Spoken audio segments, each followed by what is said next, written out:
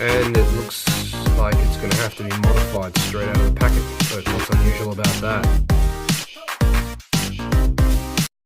Right, so I'm back out here after a long break because I haven't been able to figure out which drive shaft to use.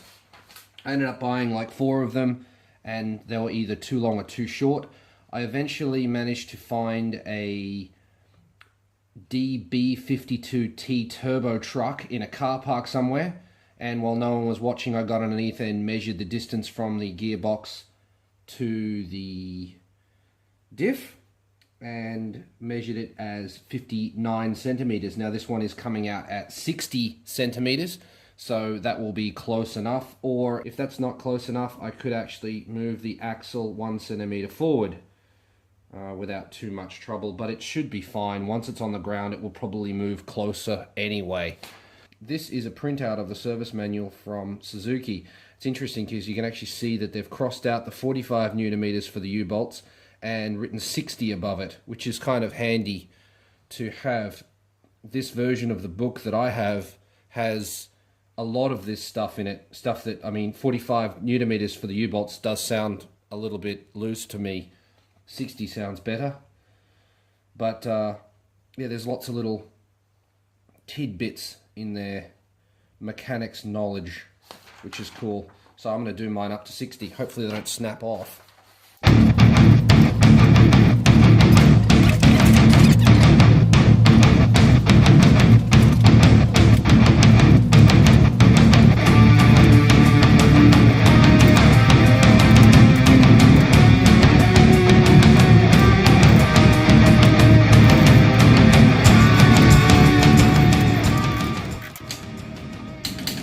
Okay, one side is at 60, the other side.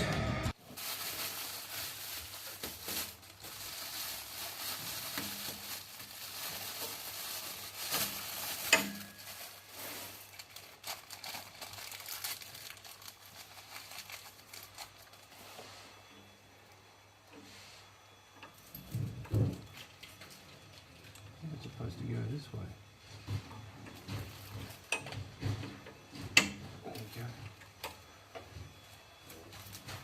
Doesn't exactly fill me with confidence how easily that went on. Let's go this way.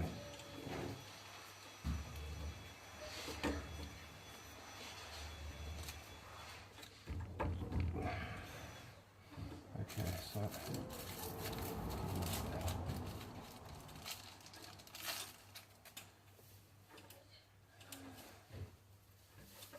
let's do this.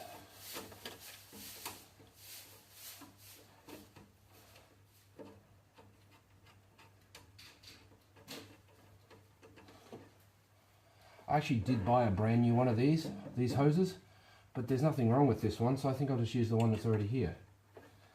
Makes more sense.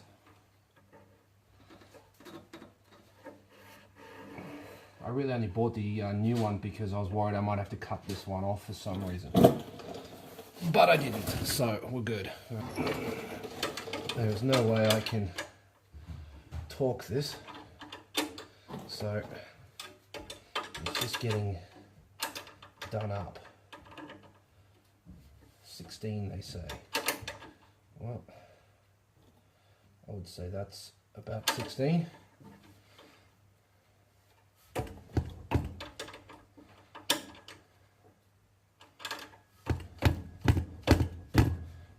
Need a little bit of hammer action. Nice. Alright, brakes are reconnected. So it's time to do the rest of the brake system. Put the pads in. Alright, the deal is that I foolishly thought that this would be on the internet, but it isn't. Where do the springs go on the brake shoes? Don't know, so I'm just going to have to try and figure it out the best I can. And from what I can gather, these brake shoes aren't directional. Like, they'll have the same part number on them. So we can assume that there isn't a left and a right, that they just go on. Now, whoops, just drop it. We survived that. Now, does that go there? Or does it go this way? Very good question. I don't know.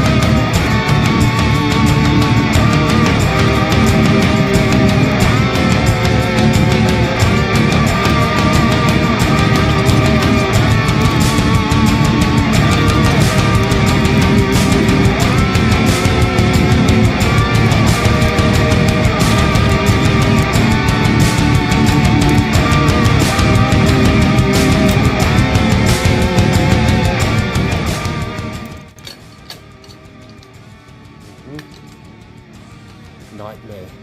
And there it is, through a process of, well, that can only fit there and that can only fit there, also combined with a single photo on Google, that is set. Notice that it's already rusting.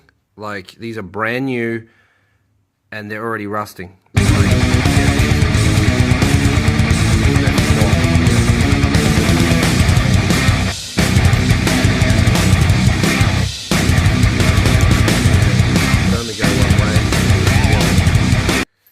Now to pull it all apart again and put in some grease. I've just been sanding these touch points where the pads touch when they slide in and out. I also put a very, very tiny amount of silicone grease on this rubber boot here.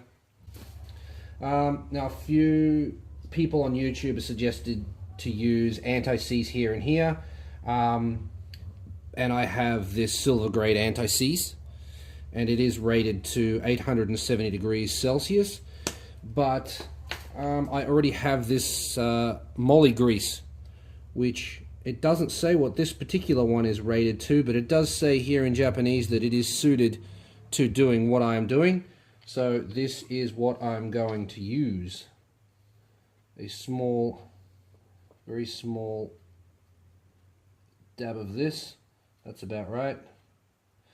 Apparently this stuff doesn't collect dust, which is why I chose it over the anti-seize, though I don't know if anti-seize collects dust or not. So while trying to do up the shackle bolts for the leaf springs on the carry truck, that happened. I was trying to torque to spec and it just stretched to the bolt. So that is now garbage. Ordered a new set, and here it is. The new shackle plates and the new bars, so good to go. Right in the way. I bought this 21mm KTC super long socket, and at the time the person I was with says, "You're crazy, you'll never use that." But actually, it's perfect for that. Great. Now I can actually press this in rather than just hitting with a hammer.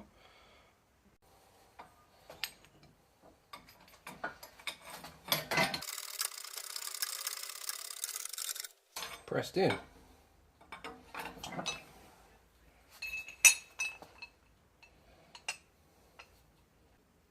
Beautiful. Alright. It's pressed in. Press that one in, we're good to go. These are such a perfect fit. When I say perfect, I mean they don't really fit. Try 15.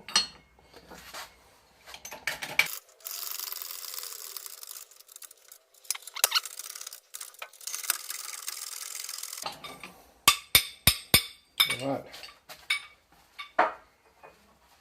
Now we can go 21.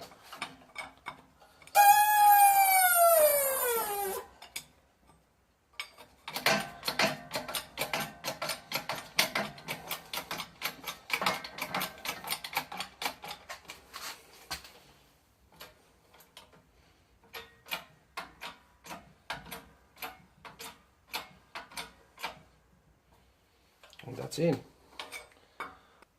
Perfect. Ready to install.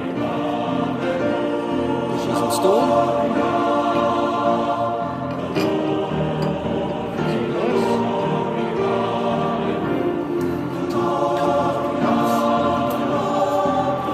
Okay. Now you can clearly see here that this says 55 newton-meters for these nuts. These nuts? So, for these nuts, got him! Got him! So, if this fucks out again, I'm going to be a little bit pissed at Suzuki. Right, so I'm going to show you, I've got my torque wrench set to 55. There, 50 and 55. And let's torque these nuts up. Right, here we go. Are you afraid? I'm a bit afraid. Oops, go that way. If this happens again, I'm gonna be pissed. Scary. Scary. Oh, there we go. We're okay on that one. This is the one that stripped before. So, here we go. Scary. Very scary. There it is, 55, which means I can lower the car. That's a milestone. I can put it down and I can start working on the front, even though I can't drive it because I don't have a propeller shaft. That is it for this episode. Thank you very much for watching. Make sure you subscribe so you don't miss the next one. If you enjoyed the show, leave a comment, let me know about it.